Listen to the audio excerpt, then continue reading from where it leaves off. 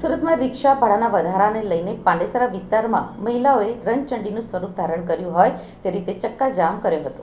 સુરતના અલગ અલગ વિસ્તારોમાં ટ્રાફિક સિગ્નલના કારણે રિક્ષાઓના ભાડામાં વધારો કરવામાં આવ્યો છે. ત્યારે આ ભાડાના વધારાને લઈને પાંડેસરા વિસ્તારમાં મહિલાઓએ રણચંડીનું સ્વરૂપ ધારણ કર્યું હોય તે રીતે ચક્કાજામ કર્યો હતો. રસ્તામાં ટ્રાફિક જામ થઈ જતાં પોલીસ કાફલો પણ ઘટના સ્થળે દોડ્યો હતો.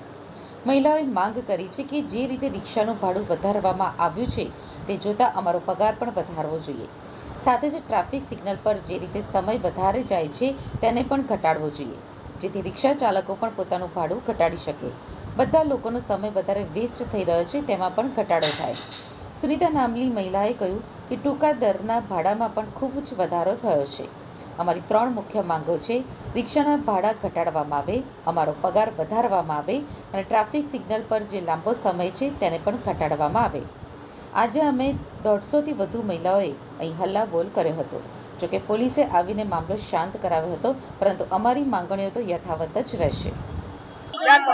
हमारी यही समस्या है कि सिग्नल थोड़ा कम करे और रिक्शा वाले की भाड़ा जो बढ़ गया है तो हमारी सेठा ने भी भाड़ा बढ़ाना चाहिए, पगार बढ़ानी चाहिए, क्योंकि हमको भी पोसाए और रिक्शा वाले को भी पोसाए. बस यही समस्या है हमारी.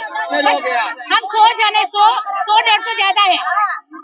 और क्या क्या मांगे आप? हमारी तो 2-3 ही मांगे. सिग्नल कम करे और पगार बढ़ाए और रिक्शा वाले में 3 ही जन बैठे, आगे कोई नहीं बैठना चाहिए. आगे आदमी बैठे चले लेकिन लेडीज नहीं बैठना चाहिए. बस यही समस्या है हमारी.